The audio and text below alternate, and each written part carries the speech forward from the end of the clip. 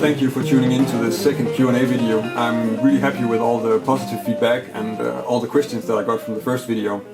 So don't forget that if you have a question, leave a comment on this video and then hopefully I can get back to you in a later Q&A video.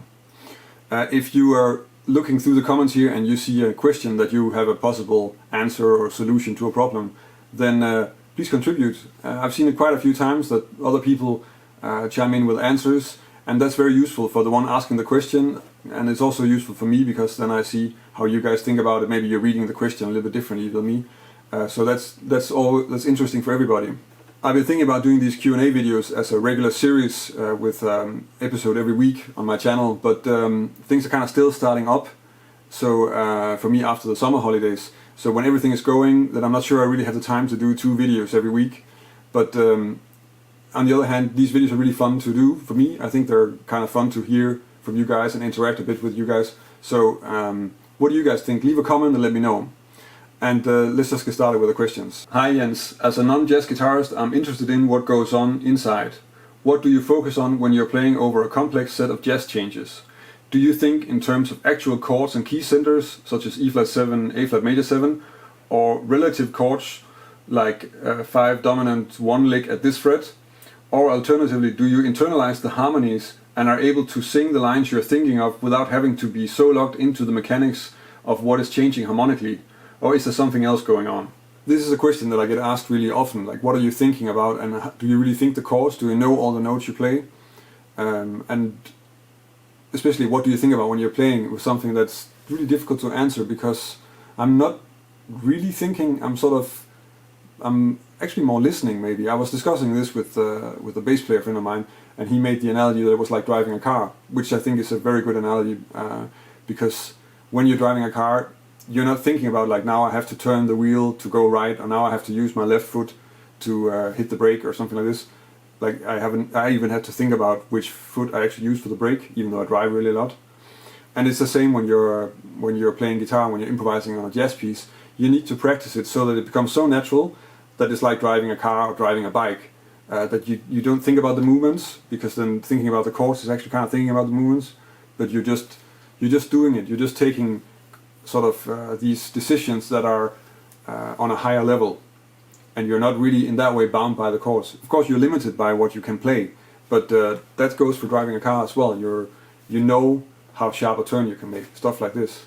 And I think that's a good sort of way of describing, even if it is a bit vague, what I'm thinking when I'm playing. And that does mean that I am aware, like what chords are there and what scales fit, and I make choices with that sometimes, but they're based on stuff that I practice so much that it's a natural movement, just like making a left turn or a right turn or hitting the brake or something like this.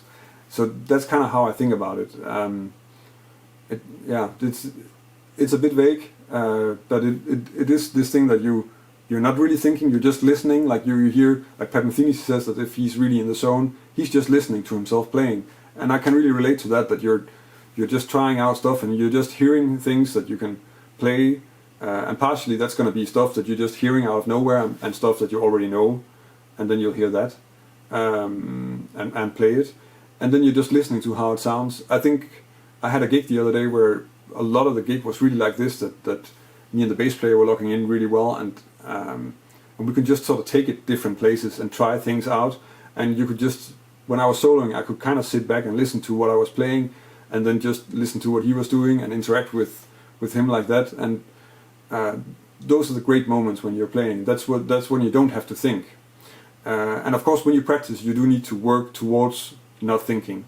So there are a few things that you need to take care of, but I can't really get too much into that right now. I think some of the stuff that I talked about, like thinking functions and recognizing stuff so that you know what it sounds like when you look at it, is really useful for this. So I hope that kind of answers the question, even if it is a little bit vague. By the way, Steve, who asked this question, also has a YouTube channel where he teaches guitar, and he is mostly doing sort of more rock stuff, and a lot of it is also how to implement some classical stuff. So he's done some stuff on Kreutzer etudes and Hanon etudes, which are like violin and piano pieces. I'll leave a link to his channel in the description of this video. You can go and check that out. This next question is also really long, and I'm not going to read it. I'm just going to paraphrase it a bit, because otherwise I'm going to spend a minute reading it, and the essence of what's going on I can explain quite quickly. So if you want to read it, you can just pause the video. In my lessons I do a lot of stuff where I put other things on top of the chords that are there. So for instance, in the question here, minor pentatonics on top of other chords, and they're not from the root, so you have to sort of think about, it's this kind of chord, and therefore we can put this kind of pentatonic on top of it. And how do you work on that? Because that means that if you're thinking about that, then you don't have time to think about where you are in the song, and also just thinking about making music. This question kind of ties into what I talked about last, like what you think about when you're soloing, and what level your thoughts are on when you're trying to make music. Because this is a clear example of how you cannot really spend time thinking about what you're playing. So if you have a progression moving, you can't think about, okay, so I have to play a minor pentatonic scale so much above, because you're going to get lost. You don't have time to play music. That means that you have to do that preparation while you're practicing. You need to work on using, if we stay with the example, I think I mentioned the B flat major 7 chord, and you're using a D minor on it, then you have to work on it so that you can just play D minor pentatonic material on top of the B flat major 7 without having to think about it. And there are several ways you can do it. The first thing you want to do with that is probably just to, I should have a looper pedal here, but I don't have one. So if you just think about the B flat major 7, so we have that sound, and then just spend some time just making melodies with that, where you really have this in mind, or you're playing on backing track that's only on a B flat major 7 chord.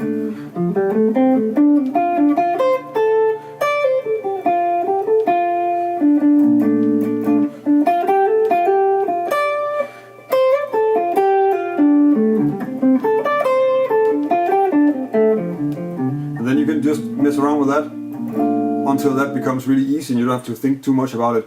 It has to get further than it shouldn't be so that when you're playing on this one that you're still like,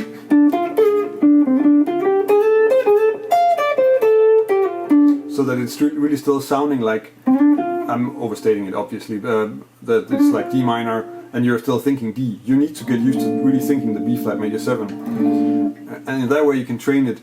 Then when you want to put this into a song, if you have to have a song that you're quite familiar with, so you can already play it, and then you try and use it in one spot. So if you have a song where there's like 2 bars of B flat somewhere, or whatever kind of major 7 chord, try and use it there.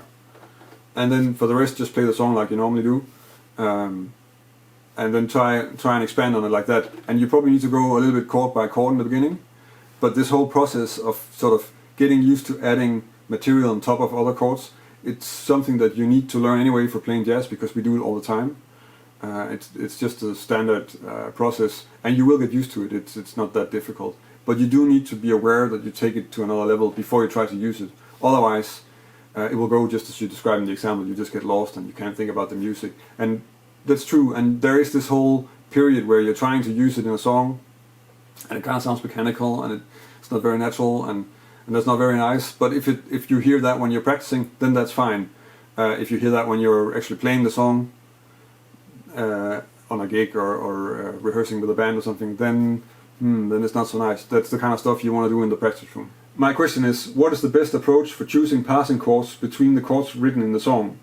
For example, in the standard There'll Never Be Another You, there's a whole note stretching across the 3rd measure into the 4th, and I'd like to fill the space with chords. So I chose the chords written, D half diminished to G7 flat 9, and I'd like to add 1 or 2 passing chords in between them, but I'm not sure how to approach this. So this is about reharmonizing standards. I think in this case more like a chord melody reharmonization than a soloing, though I have to say that while I have the chance, I actually have a WebStore lesson on reharmonizing There'll Never Be Another You, and where I have a few different things that I do exactly on this spot in the song. So I'll link to that in the description as well, and you can check that out if you're interested in how to work on solos with some other changes on top of a standard. Then that's a good lesson to check that out. So for this question, the place in the song, so if you play the song like,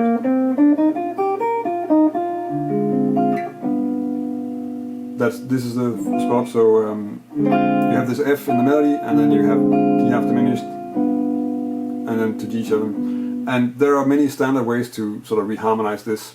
You can of course start adding chords in between. So essentially you would have, if we split it up like that, you would have like half a bar on the D half diminished and then half a bar on the G7 that you could add, and then you will have the D, still have the D half diminished and the G7 sort of at the outer parts of the progression. One option for that is to do maybe a tritone dominant. So first we have this, which is just a 2 and a 2-5 to C minor. Then we add an extra dominant, because we can, it fits with the melody, so that's okay. So an A flat 7, and then we can do like a G sus, and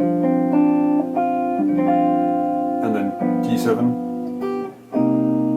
So that's one way. What's very common with these kind of progressions where you have a long note and a 2-5, if the melody allows it, then you add a whole 2-5 above. So you actually turn this into an E flat minor, A flat 7, and then D half diminished or D minor 7 even, because that will work too. So you could get something like.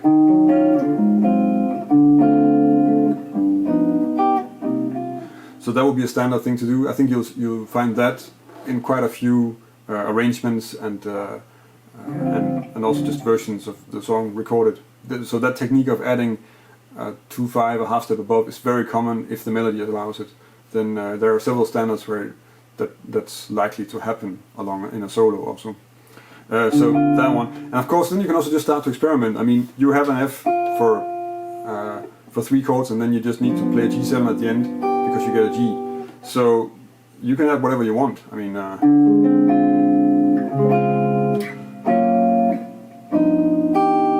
so here I'm adding like a D flat major 7 and a G flat, and this is just like free association with the F, really.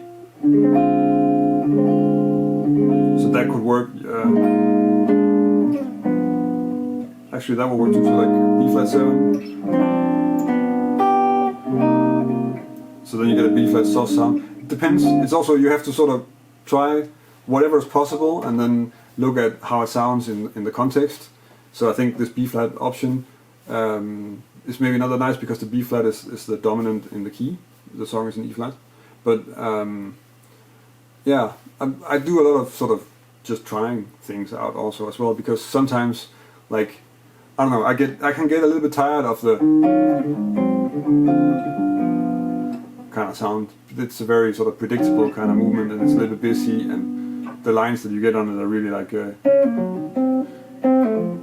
know, and that, yeah. Of course you don't have to play it like that, you practice not to play it like that, but you still kind of do that sometimes, and it can get a little bit locked in how you do that.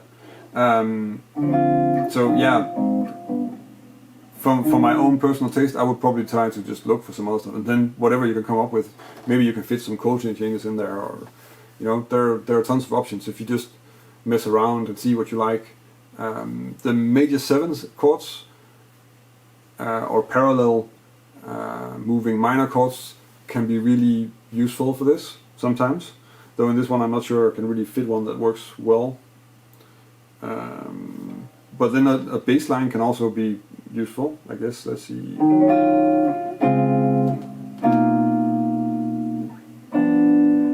So this is completely sort of out of context, and I'm just using the F and then harmonizing that, so that becomes E flat minor 9, D flat major 7, B major 7 flat 5, and then I go to G. And there's no real connection, it's just like, does it sound nice? It sounds surprising. The point of the reharmonization at this point is that it just has to sound surprising and interesting. And then how much and how far out do you want it? You know, there are several layers of that. So you want to check out the sort of the different traditional things, like the chromatic 2/5s, or making the two not a half diminished but a minor chord. But for the rest, be open-minded and just experiment. Maybe you'll come up with something great. I'm quite sure that some of the nicer reharmonizations from Bill Evans are like that, actually, that he just sort of freely associated stuff and then come up with stuff that actually works. And I think you find progressions that are reharmonized like that quite often. And that's also a technique that I use a lot when I'm reharmonizing. The question I have is, what do you feel is the best structure for practice time? I usually practice about an hour to hour and a half at a time, but sometimes I feel as if I haven't gonna accomplish what I want. As you can tell, this is a question that comes up quite often. I think I put in two versions of the question, and I think there were like already 3 or 4 of them. And of course it's important, like, how do you practice? I'm not sure I can find like I can give you one really good answer on this. I think there are some things you need to be aware of in terms of how you divide your time. I think what I see a lot with students is that they get lost in technique things, and they don't spend enough time playing music. That's the general thing that you need to be aware of, I think. And that goes for me too. You know, it's like the easy thing to do. If I'm a little bit tired, then I can always do scales, because that's not really hard on the brain. It doesn't cost a lot of energy, and actually sitting down and playing a song is going to be much more effort. So sometimes you don't really go for that. So of course the solution to this is probably structure, so that you structure what you do, and that you sort of measure what you need to work on. And for me, I guess I also practice like somewhere between 1 and 3 hours every day, and it's only my technique program, the stuff I do there, is only going to be like half an hour, I think. The rest is going to be spent playing and working on other things. So the things I think you need to work on. So of course you need to work on technique, you need to work on your arpeggios, and maybe you need to integrate that so you're also working about knowing the fretboard and stuff like that. That kind of depends. And then you need to work on maybe learning songs. So that could be in there as well. Like, what song are you working on? And then you just need to just play the song, like play the melody, learn how to harmonize it, learn how to play the chords, all these kind of things. And you can actually put that into like a structure as well. So a scale exercise, you can just say I need to play this once, or I need to work on this for 2 minutes or something like this. And you can do that with an improvisation assignment or a repertoire assignment as well. So you say, well, I'm going to play this song, I have a backing track of Fly Me to the Moon, and I'm going to be playing Fly Me to the Moon with the backing track twice, just playing the melody just to get better at that. Or I'm going to practice just playing the chord melody for 10 minutes or something like this. So you can come up with structures like that, so that you just say, okay, now I covered this. I think it's for me at least, it's useful to have this thing where I can say, okay, I did that, and now it's done, and I can just, that's okay. I don't need to work on it more. I can work on it again tomorrow, and then I don't have to go away feeling like, oh yeah, but did I actually learn something? Because most practice sessions, you don't really learn something. You're just working on learning something, and the process of actually learning it is something that is going to take several sessions, weeks, months, or days. You know, it depends on what it is you're trying to learn, obviously. So that has to be in there, that you just make it, okay, well, I need to do it for this long, and then I go to something else. And then also I would definitely do that, and I do that too. I also just add time to do whatever I feel like doing. So part of my practice is just well, today I'm going to play this song with a metronome on something, and then just see how that works. So I'm going to take a song out and then work on using this sound, this pentatonic scale over the major 7, or, you know, I mean, there has to be some sort of, for me at least, some sort of freedom also, that I have a part of it that's structured, and that I know, like, okay, I've done that, I need to do that, and when I've done my duty, then I can just go and do other stuff. I know that other people work differently. I can only really talk about how I work with this, I guess. So, I don't know, I mean, I'm sure other people have other ideas about this. There is the whole thing about using like a timer for practicing. So you say, okay, now I have to work for 25 minutes and then I have to take a break. And then, of course, that has more to do with focus and less to do with if you feel like you have actually done something. I have done that a bit, and it is kind of nice, but I don't really do it that much. I don't feel the need, really, right now. It could be that it would be efficient. If I start doing it, I'll talk about it, if I feel that it really helps. Anyway. So I hope that helps a bit. So the idea is, of course, structure things, be aware of what you have to do. Be aware also that I work mostly on basic stuff, really. I really just work on, like, simple arpeggios and simple scales, and maybe I'll practice melodic minor, but mostly it's just like major scales what I work on. and then songs. I really work a lot on songs. If I want to practice something, I actually play songs. And I think that's very common. I think if you see the videos where Schofield or Metheny are talking about what they practice, or show it, I think there's a Pat Metheny video where he just shows how he's practicing a blues in C and all things you are and stuff like that. And Schofield is also talking about how he just sits around playing songs. And I think that's really also a lot of practicing. If you can get that to where it's about keeping your form and getting used to stay fit with feeling where you are in the form, and just playing the changes, connecting the different changes, and then if you can switch songs around, then that will get you there as well, next to just practicing scales and arpeggios and chords and chord melodies and all that stuff. I hope it's a little bit of help, because it's very difficult to come with a specific solution to this, because it's a very personal problem. It's only you can only solve it yourself, really. But I think the thing about sort of putting stuff into boxes and going this long for this, or this scale, 12 keys, then I'm done, that helps a lot with not feeling dissatisfied for me, and I think that's important to stay motivated.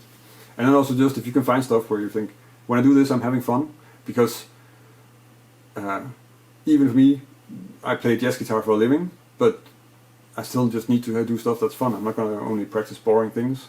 I don't feel like it. I do this because I like it. So I search for stuff that I think is fun to play also, and I do that too. How does one voice lead chromatically throughout an Ionian mode, ascending and descending via half steps from the root of Ionian? Okay, so this question is about how do you add passing notes everywhere in the Ionian mode, which is of course the same as a major scale. So if we take C major, because that's really easy to think in, so we have a C major scale, the diatonic chords, so then C major, D minor, E minor, F major, G7, A minor, E half diminished, and C major. And we need to add some passing chords in there. So we don't have any real requirements in terms of melody or anything, so we can just add whatever we want.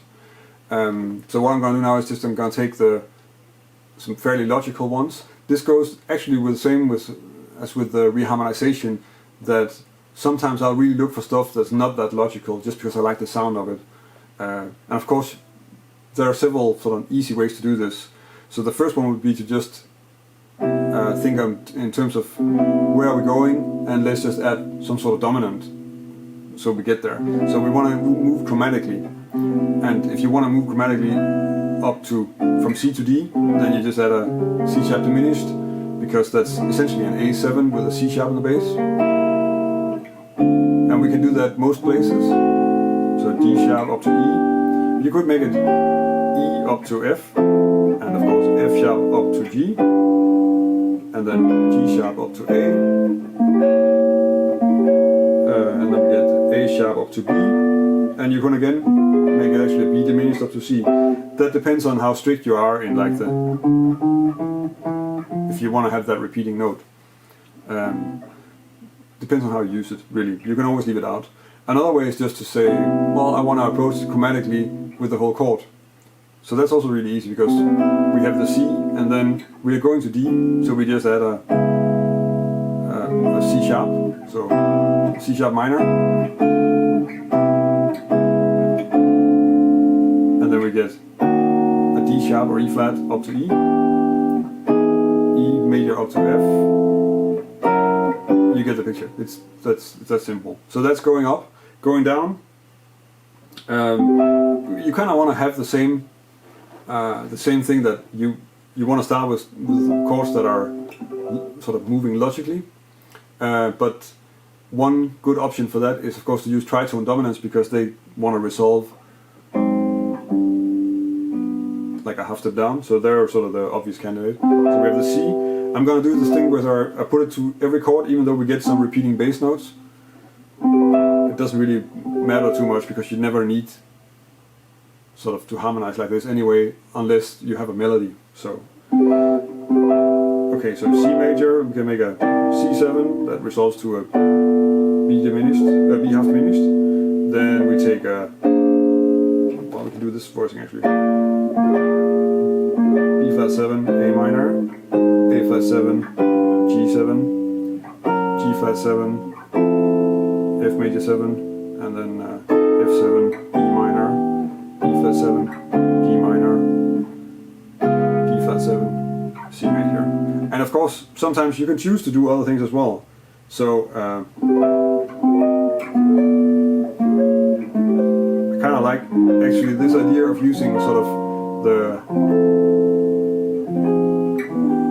chromatic approach, where I'm just playing the chord, like the chord that I need to hit half step higher, and then just resolve that. At least for the beginning, it sounds really nice. I might use that.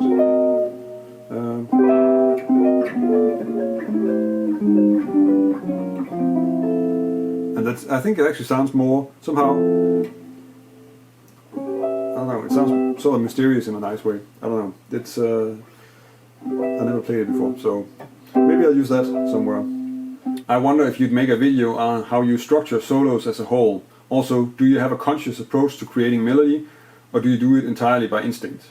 I don't have a set structure when I'm soloing, so I don't have like if you take somebody like Wes, who will always do stuff like single note lines, octaves, chords, which is a logical structure. And also with his music, there's not a whole lot of interaction going on between him and the rhythm section. I think the way I play, I'm much more concerned with having some sort of conversation with the people that are playing behind me. So usually that's going to be the drummer and the bass player. And I'm actually getting a lot of the material that I play from what they do and from how they react to what I'm doing. And in that way, it has to be open to whatever they do and how they react, and then you can't have like a set structure. So that means that in a solo, I just try to leave it open for whatever they want to do and how they react to what I'm playing. Of course, some songs don't really have that option, so they will be more like a groove that has to stay static, and then there's less interaction. And yeah, and I still actually don't have a real sort of set structure for how I do it, except for the fact that of course there has to be a beginning and an end to it, and the only thing where you get a beginning and an end to a solo is probably by choosing whether you wanna. You can start in different ways. So do you really want to start with, if you start with a pickup, then that can be like really active and flashy and fast and stuff like that, and then you see if you want to stay on that level or if you want to take it down afterwards. But yeah, it's a little bit what's happening and what I feel like doing, and then I just try to pass on the solo if I have to, or go to the theme in sort of a logical way, and that can sometimes mean that I'm cutting off, but then I have to cue the people playing behind me, or I'll build it off and they can really hear what's going on. So yeah, so it's not really a structure, but there is something. So in terms of this thing with melody, do I have a set way or like a conscious way of making melodies? I certainly do. Of course, I don't really think about melodies when I'm playing. No, well, I think about the melodies, but I don't think about how I make them. So I guess I just train. Again, this is kind of the stuff that you train when you're not playing, but the stuff you do when you're practicing. So what I think about is, what I work on is mostly motifs. Is probably the strongest one that I'm using, and I do really work a lot on that because I find that that's the easiest way to work on. Like you know, if Beethoven can make a whole symphony with that, then of course if I move something around a blues and C, then that is a strong melodic tool. And I don't really borrow too much. I mean, it could be interesting to sort of analyze other solos or classical pieces or whatever for material, but I just feel like if I work around the motifs, then that's enough actually. I mean, you can always try stuff out. Sometimes you'll sort of burn your hands on something and you'll start making something with a motif and it doesn't work. But yeah, I think it's so strong that it will work if it works for you. So I'll work on moving motifs around a progression, and then sometimes what I do with a motif when I start changing it, because of course you play it, but then you need to make variations on it, and sometimes it's going to be so vague that maybe only I get the connection, but even if there's just a hint of the connection to the guy listening, then they will sort of perceive that, and it will make it more of a whole. I really think that does make a huge difference. And sometimes you can of course also work with playing a motif and then saying, okay, now I've done it with this motif, and then go to something completely else, and that will have an effect as well. But again, this is something that I think about when I practice, and not something that I think about really when I'm playing. I mean, I'm aware of the motifs and I might be doing stuff with it, but when it works, I'm more of a listener than I'm actually the one playing it somehow. Because it has to be more general what's happening. I can't think too specifically about motifs when I'm playing. I have to worry about what is going on and that I'm in time and where I am in the form and stuff like that. So I don't really think too much about the melody. I just try and to use the stuff that I practiced and sort of hope that whatever I hear or whatever falls out of my fingers will make sense, and then I try to work with that again on this sort of higher level. So not that, but yeah. So to give an example, maybe I can play like a blues in C.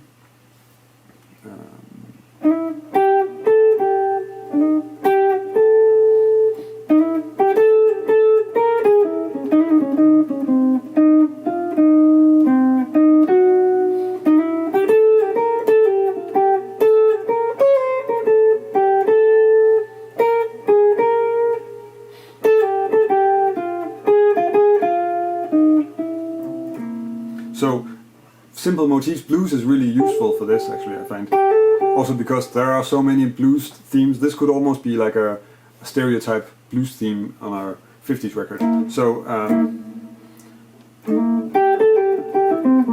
but it works of course on all songs, and what you can hear is, what I do here is mostly I stay pretty true to it. I had like a standard statement for the theme, and then I have a slight variation on it as a sort of response. So you also have this call response, which is another thing that I work a little bit with, but that becomes very motif-like as well. And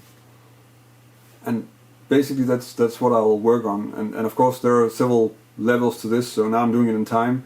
If it can work out, I think I've done that also. No, I've done that actually, that I take a song and then go through it rubato and then just chord for chord try and work out a motif, just to get used to moving stuff around and seeing how things work and hearing how the melodies sound.